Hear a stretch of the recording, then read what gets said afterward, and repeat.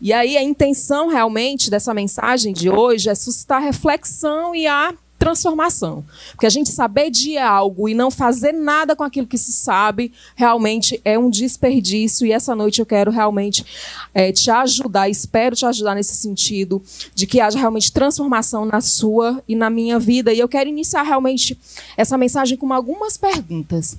Eu quero que você me responda: como é que você se vê? Como é que as pessoas te veem? Como é que Deus te vê? Será que assim existem muitas versões de nós por aí, passeando por aí? Será que tem muitos eus sendo apresentados? Será que o nosso comportamento, a nossa fala, o que nós fazemos tem sido circunstancial de acordo com o local onde nós estamos, de acordo com as pessoas que estão perto da gente? Será realmente que eu tenho variado de acordo com a necessidade das pessoas ou a minha própria necessidade?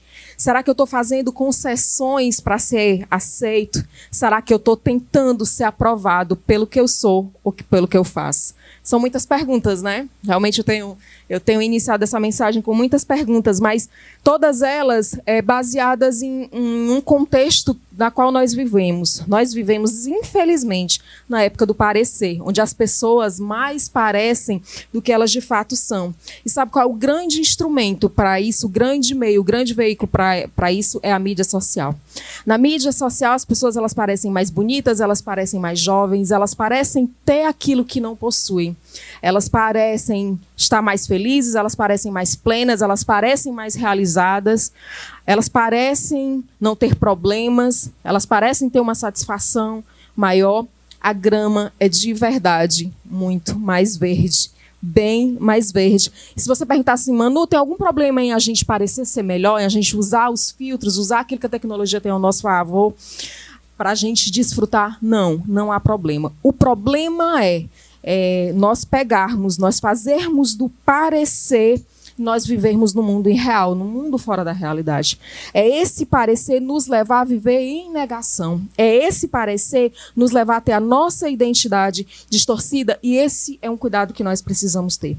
A tentativa do parecer, muito mais do que se é ou que se tem, nos faz prisioneiros. E deixa eu te dizer uma coisa, foi para a liberdade que Cristo nos libertou. Foi para essa liberdade. E assim, iniciando, né, aquela pergunta inicial, como é que você se vê, como os outros te veem, como Deus te vê, é importante nós lembrarmos que nós podemos mudar, né, deturpar a visão que nós temos de nós mesmos. Nós podemos implantar uma imagem, colocar uma imagem para o outro que é diferente da nossa verdadeira imagem. Mas para Deus, nós não podemos enganar. Ele é o único que sabe de verdade quem nós somos. Ele é o único que sabe de verdade como nós estamos. E essa noite eu queria assim, te convidar. Eu queria que você se imaginasse como um produto de verdade. E esse produto, eu queria que você se colocasse na posição, no lugar desse produto, e você se vestisse de um rótulo. Qual rótulo você usaria? Quais eram as informações nesse rótulo que constariam ao seu respeito? E rótulos, esse é o tema dessa mensagem de hoje. E rótulo é toda e qualquer informação referente a um produto que esteja transcrito na sua embalagem. Qual a função desses rótulos? Os rótulos servem para quê? Inicialmente mesmo, uma função informativa. Eles dizem a respeito do produto, eles falam sobre os componentes, sobre fabricante, prazo de validade, enfim, tabela nutricional, se for o caso, alimento, né, para ser consumido. Rótulo diz a respeito do produto. Só que não é só a título de informação que os rótulos servem. Eles servem também, eles precisam ser atrativos para persuadir o consumidor de que aquele é o melhor produto, de que o consumidor precisa daquele produto, de que aquele produto é agradável para ser consumido, para ser comprado. E assim, os rótulos eles são colocados em embalagens. Essas embalagens, elas falam a respeito de determinado produto, mas, infelizmente, as pessoas também, elas são rotuladas. As pessoas, elas costumam ser rotuladas por outras pessoas, elas podem ser autorrotuladas por si mesmo, e nós através desses rótulos que nós colocamos, nós adotamos muito mais aquilo que é dito sobre nós do que mesmo se essas coisas ditas sobre nós, elas não se encaixem em nós. Sabe, nem Jesus, ele foi isento dessa rotulação. A palavra diz em João 1, 43, 46 o seguinte: no dia seguinte, Jesus decidiu partir para a Galileia. Quando encontrou Felipe, disse-lhe: siga-me. Felipe, como André e Pedro, eram da cidade de Betsaida. Felipe encontrou Natanael e lhe disse: achamos aquele sobre quem Moisés escreveu na lei e a respeito de quem os profetas também escreveram, Jesus de Nazaré, filho de José. Perguntou então Natanael: Nazaré? Pode vir alguma coisa de lá? Disse Felipe: venha e veja. Provavelmente as pessoas daquela época, pelo que Natanael falou, pelo discurso de Natanael, pelo que a Bíblia nos conta, as pessoas de Nazaré, elas eram diminuídas, elas eram menosprezadas. Só que Jesus, ele não aceita rótulos, a não ser aqueles que o Pai estabeleceu. E nós temos aceitado os rótulos, nós temos nos rotulado. Essa é a pergunta, e eu gostaria realmente que você pensasse a respeito disso essa noite. E quais são, Manu, assim, de forma bem prática, quais são esses fatores que determinam esses possíveis ou prováveis rótulos que nós comunicamos? Tem alguns. O primeiro deles é as nossas escolhas e as nossas atitudes. Deixa eu te dizer, a nossa vida, ela é feita de escolhas e a nossa vida são feitas de atitudes. Errar ou acertar são as opções e fazem parte do processo. A questão é o que é que nós estamos fazendo com os nossos acertos e, principalmente, o que é que nós estamos fazendo com os nossos erros. A maneira como nós agimos, a maneira como nós reagimos, revela as nossas atitudes. E as nossas atitudes, elas determinam vitórias ou fracassos. O que nós somos hoje é resultado de milhões de escolhas e milhões de atitudes que tomamos ao longo da vida. E, às vezes, nós erramos e somos rotulados por essas falhas. Nós temos o hábito de pegar, algumas vezes, esse pior momento e ser rotulado. Nós pegamos o nosso erro e nos rotulamos ou deixamos que as pessoas façam isso. Nós pegamos o nosso momento de fraqueza e vestimos esse momento de fraqueza. Nós pegamos as nossas cicatrizes e nos vestimos dessa cicatriz. E aí, nós esquecemos de algo que é muito importante e que Deus nos garante a respeito dos nossos erros, das nossas falhas, das nossas transgressões. Em Isaías 43, 25, o próprio Deus diz o seguinte: eu sou eu mesmo, aquele que apaga as tuas transgressões por amor de mim, e que não se lembra mais dos teus erros e dos teus pecados. Se Deus, que é Deus, não se lembra, faz questão de apagar todas as nossas transgressões, erros, os nossos pecados, quem somos nós para nos vestir desse erro e desses pecados? Algumas vezes, né, as nossas escolhas, elas são feitas, elas são tomadas, e as nossas atitudes são tomadas, motivadas pela necessidade de aprovação. E isso, quando nós não sabemos quem nós somos, e nós somos dependentes de aprovação, nós acabamos desempenhando tantos papéis que acabamos nos distanciando da nossa essência de quem nós somos de verdade. Nós somos uma pessoa no trabalho, uma pessoa na igreja, uma pessoa para a nossa família, uma pessoa para os nossos filhos, uma pessoa para o nosso cônjuge, uma pessoa para um desconhecido.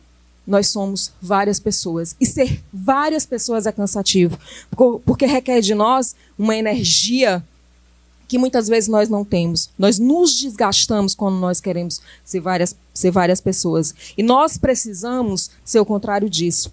Nós precisamos ser pessoas que têm a integridade, a identidade e o caráter realmente não moldados pelas circunstâncias, mas pelo que a palavra de Deus diz.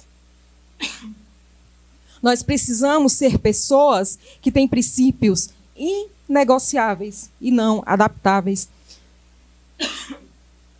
Sabe, uma pessoa na Bíblia, um cara na Bíblia, que não oscilava, que não tinha princípios adaptáveis, era Daniel. A Bíblia nos conta uma história bem interessante, uma história muito conhecida por todos nós. Em Daniel 6, aquele episódio de Daniel na cova dos leões. E o contexto era o seguinte, né? A Babilônia tinha sido conquistada E o rei Dario, ele dividiu aquela província, aquele reinado em 120 províncias. E ele estabeleceu ali uma espécie de governador sobre cada uma dessas províncias. E sobre esses governadores, ele estabeleceu os supervisores, e Daniel era um deles. Daniel, ele se destacou grandemente na supervisão geral dessas províncias, ao ponto assim de que os outros supervisores, ao ponto de que os governadores, eles ficaram realmente invejosos por conta de Daniel, da forma como ele governava, da forma como ele administrava tudo aquilo. E eles procuraram realmente, maquinaram algo para destruir isso de Daniel. Eles procuraram, na condução realmente administrativa de Daniel lá no reinado, algo que viesse a ser contra eles, que eles pudessem denunciá-los. Eles não encontraram nada. Daniel era irrepreensível, Daniel tinha caráter irrepreensível, Daniel era correto, então eles não encontraram nada. E aí eles chegaram à conclusão de que a única forma de pegar Daniel em alguma coisa, de fazer com que Daniel fizesse alguma transgressão, era no que diz respeito à lei dele, à lei do Deus que ele seguia e que ele servia. Então eles, em comum acordo, eles foram até Dario e fizeram uma sugestão. Rei, emite um decreto dizendo que durante 30 dias só a ti podem fazer pedidos. Que não podem fazer pedidos a outros deuses, a outras pessoas, só a ti. E aí o que conta em Daniel 6:10, e o rei atendeu o pedido, estabeleceu esse decreto, e Daniel 6:10 diz o seguinte: quando Daniel soube que o decreto tinha sido publicado, foi para casa, para o seu quarto, no andar de cima, onde as janelas davam para Jerusalém. 3 vezes por dia ele se ajoelhava e orava, agradecendo ao seu Deus, como costumava fazer. Daniel, ele não queria agradar ninguém, ele não queria agradar aquelas pessoas. Ele fez, no momento da crise, aquilo que ele fazia exatamente antes da crise. Ele se ajoelhava e adorava o seu Deus 3 vezes por dia. Daniel, por isso, ele foi colocado na cova dos leões, mas ele não foi morto na cova dos leões. A fidelidade do Senhor era sobre a vida de Daniel e ele foi livrado dos leões. O Senhor enviou anjos para que tapasse a boca dos leões. Daniel saiu de lá totalmente ileso. E aí, você quer realmente um conselho? As pessoas falam, né? Conselho não se dá, conselho não se vende. Mas eu quero, assim, ser ousada realmente em te dar um conselho essa noite. Não perca tempo lamentando realmente as coisas que não deram errado na sua vida. Eu tenho tentado não fazer isso porque o tempo é valioso e esse tempo ele não volta mais. A partir de hoje, realmente foque nas coisas boas, nas coisas certas, nas coisas que envolvem Deus, e você vai ver muita coisa mudando, muita coisa sendo diferente. E nós, algumas vezes, nós vemos e nos apegamos, como eu falei anteriormente, a esses nossos momentos de erro, esses nossos momentos de dificuldade, e nós vestimos eles como um rótulo realmente. Nós vestimos algumas vezes o rótulo da vitimização. Por exemplo, de repente essa seja a sua situação, ou você conhece alguém que está nessa situação, veste o rótulo do vitimismo, de repente você foi traído por alguém, e aí você criou essa barreira tão grande, isso te magoou tanto, e eu não estou diminuindo o tamanho da tua dor, eu não estou diminuindo o tamanho do sofrimento, nem aquilo que você passou, certamente foi algo que mexeu com você, mas você não pode se vestir do vitimismo e embarrear as pessoas de chegarem até você. Você não pode de jeito nenhum imaginar que porque você foi traído num dado momento por uma pessoa, as outras pessoas vão fazer exatamente aquilo que já aconteceu na sua vida. De repente, nós vestimos também as nossas cicatrizes, as nossas dores, os nossos momentos de dificuldade, e aí a gente não deixa que ninguém chegue perto. A gente usa aquilo ali como uma barreira para que ninguém nos alcance, para que ninguém nos ajude, para que ninguém venha a ser instrumento do Senhor nas nossas vidas. Eu quero realmente te ajudar a não tornar definitivo algo que é realmente provisório. As cicatrizes, elas servem para uma coisa, elas não são vergonha, elas não são sinal do seu erro, elas não são sinal do seu fracasso, da sua dificuldade, não é o sinal da sua doença, não é a marca da sua doença. Sabe o que são as cicatrizes? Eu quero te ajudar a ressignificar isso. As cicatrizes são o agir de Deus. As cicatrizes, elas servem para dizer que o Senhor já fez na sua vida, que o Senhor já fez na minha vida. E é dessa forma que eu vejo as cicatrizes. E a gente precisa realmente mudar essa perspectiva e não se vestir desses rótulos que eu falei, desses rótulos errados, Porque nós precisamos chegar a um nível de maturidade. Fazer isso é meninice. E meninice nos faz perder tempo. Sabe? O tempo que nós perdemos com meninice é o tempo que nós perdemos, de repente, de usufruir de coisas que só pessoas grandes podem usufruir. Outro fator que é influenciador desses rótulos que nós possamos usar são as palavras. As palavras, elas possuem um poder muito maior do que se pode imaginar. Algumas vezes, nós somos excessivamente duros em exercitar direitos e opiniões e não nos reservamos em proferir palavras de morte e destruição sobre a vida dos outros. A palavra diz lá em Provérbios 18, 21, a morte e a vida estão no poder da língua. O que bem a utilizar, come do seu fruto. E foi pelo poder da palavra que Deus criou todas as coisas. O Senhor não usou um gesto, não usou um sopro, Ele usou as palavras. E diz também a Bíblia que não pode sair 2 tipos de água de uma mesma fonte. Não pode sair água doce nem água salgada. E a pergunta é, que tipo de água tem saído da sua fonte, que é a sua boca? O que é que você tem falado? O que é que você tem ouvido? E o que é que você tem feito com isso? Algumas pessoas, elas passam a dizer palavras de condenação, podem ter dito palavras de condenação sobre a sua vida e você tenha incorporado. De repente, um familiar, cônjuge, um filho, ou o próprio inimigo tenha sussurrado palavras realmente que tenha te depreciado, tenha te amaldiçoado, tenha te condenado, tenha te trazido culpa. Mas deixa eu te lembrar de uma coisa, Satanás é o pai da mentira. Então, tudo que ele vem a dizer a respeito de você é mentira. Ele está tentando te levar para um caminho que é um caminho distante do caminho de Deus. Só que eu conheço o Pai da verdade, que é Deus. E quando se conhece a Deus, nós não somos corrompidos, nós não somos levados, nós não somos atraídos pela mentira. Porque quem conhece a verdade não toma mentira facilmente. E não aceite os rótulos que não te cabem. Seja prudente ao ouvir, diligente ao pensar e seja sábio a falar. A gente sabe, nós nos livramos mais facilmente daquilo que a gente não verbaliza. Então eu quero te dar uma sugestão. Se você pensou algo que realmente é algo de morte sobre a vida de alguém, não fale. Você consegue se livrar mais facilmente daquele pensamento do que da palavra que você lançar sobre a pessoa. Se for algo depreciativo, cale. Se for para trazer condenação e julgamento, cale. É assim que nós precisamos agir. E sabe assim, como que a gente rompe realmente com esses princípios que não são os princípios de Deus para a nossa vida? É quando a gente entende que nós temos um Deus que é muito maior do que tudo e qualquer coisa.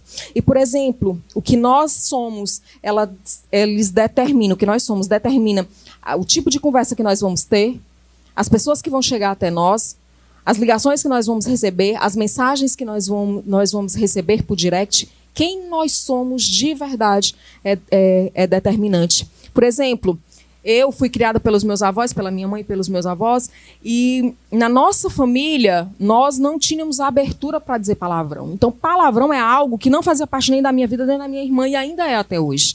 Nós não éramos evangélicos na época, nós não conhecíamos ao Senhor ainda, mas por temor aos meus avós, eu não falava palavrão. E porque eu não falava palavrão, os meus amigos, eles não falavam palavrão comigo. Você sabe por que eu não recebo pornografia no meu celular? Porque eu não envio pornografia. Sabe por que eu não recebo mensagens,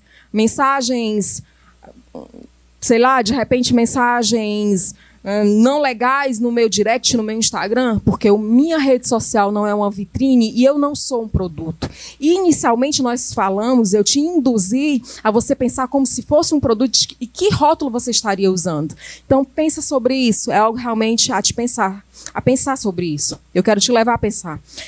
Sabe o que a Bíblia diz a respeito de nós? Nós somos sal da terra. Deus nos chama para ser sal, independente de onde nós estivermos. E o sal, ele não adere ao gosto. O sal dá o gosto. O sal dita o ritmo. O sal não é levado pelo ritmo. O sal dita o padrão. Somos eu e você que somos sal, é que ditamos o padrão. E as pessoas nos seguem. E eu quero te dizer essa noite, se não ficar nada dessa mensagem, eu quero que você lembre dessa frase: seja mais você, menos o que as pessoas querem que você seja, menos o que todo mundo é e mais o que Deus te chamou para ser. E nós precisamos realmente, nós não precisamos falar como todo mundo, nós não precisamos fazer o que todo mundo faz, nós não precisamos ser o que todo mundo é.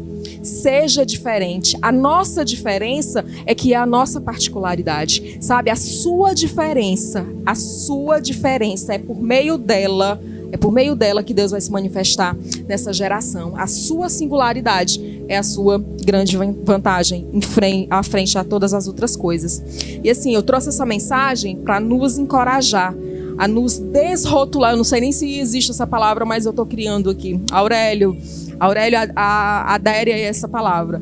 Eu trouxe essa palavra para nos encorajar, nos desrotular das nossas escolhas, das nossas atitudes e das palavras que não são as palavras de Deus para nós.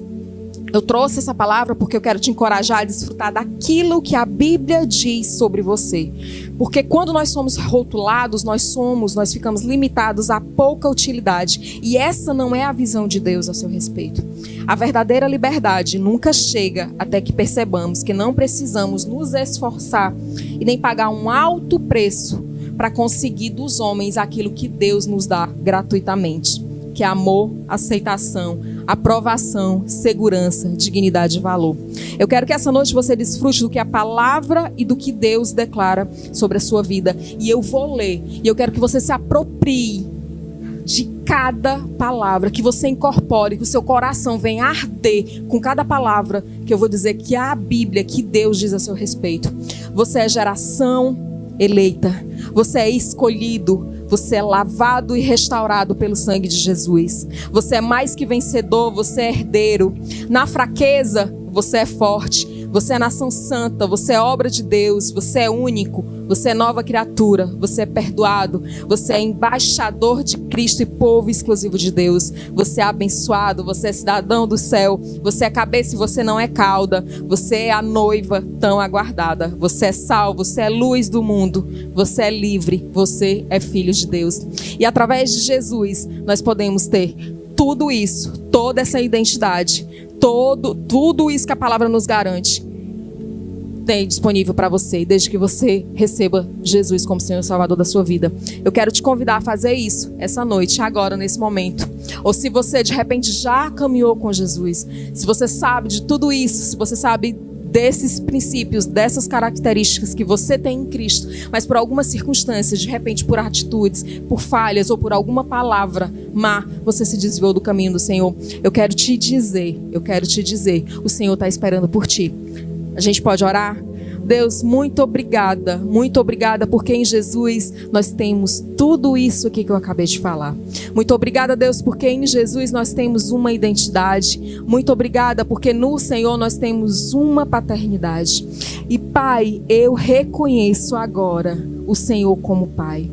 E eu reconheço Jesus como Senhor e Salvador da minha vida. Muda a minha história, escreve uma nova história.